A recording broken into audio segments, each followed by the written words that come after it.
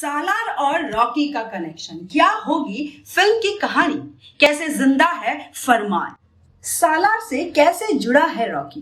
दोस्तों, रॉकी की कहानी अभी भी बाकी है, ये तो हम सब जानते ही हैं, लेकिन केजीएफ 2 के एंड में हमारे सामने कई ऐसे सवाल अभी और भी हैं जो आने वाली फिल्म में हमें देखने को मिलेंगे। और सबसे बड़ा सवाल ये है कि आखिर केजीएफ 3 में हमें कहानी क्या देखने को मिलेगी। हाँ, हालांकि ये तो हम अभी से नहीं जान सकते, लेकिन मेरा सवाल ये है कि आखिर हमें कौन सी टाइम का रॉकी देखने को मिलेगा, पास्ट का फॉरेन क्रिमिनल रॉकी या समंदर से दोबारा जिंदा लौटने वाला रॉकी। अब इस एक सवाल पर केजीएफ 3 की पूरी कहानी टिकी है। एक तरफ जहां रमिका सेन को रॉकी के फॉरेन क्राइम्स की फाइल मिली है, वहीं दूसरी तरफ श्रीनिवास के वर्कर को आनंद इंगलानी की केजीएफ चैप्टर 3 की एक और बुक। अब अगर आनंद की कहानी पर गौर करें तो पास्ट में उसे सिर्फ वो कहानी पता थी जो उसने अपनी आंखों से देखी, लेकिन उसे उसके बारे में कुछ नहीं पता होगा जो रॉकी ने फॉरेन में जाकर किया। तो केजीएफ चैप्टर 3 के ड्राफ्ट में आखिर उन्होंने क्या लिखा होगा, अब फिलहाल इस कंसेप्ट पर तो हम बाद में बात करेंगे, लेकिन उससे पहले अगर हम मेकर्स के प्लान को देखें तो केजीएफ 3 से पहले हमें सालार देखने को मिलने वाली है। और ये तो अभी तक आपको भी पता चल ही गया होगा कि सालार और कोई नहीं बल्कि वही फरमान है जिसने पहली बार ब्रिज पर अधीरा का सामना किया था,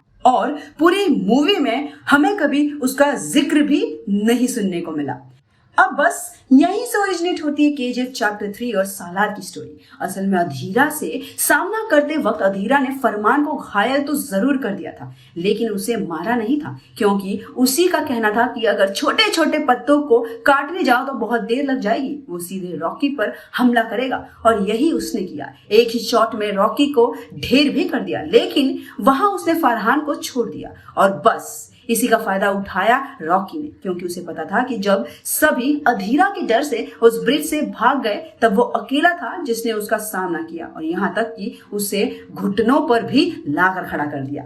इसी बहादुरी को देखते हुए रॉकी ने फरमान को बचाया, उसका इलाज करवाया और उसे बाकी सबसे अलग कर दिया। लेकिन रॉकी के दिमाग में उसे लेकर कुछ और ही प्लान था। वो अपने बिजनेस और नाम को इंडिया के बाहर भी ले जाना चाहता था, और इस काम को अंजाम दिया फरहान ने।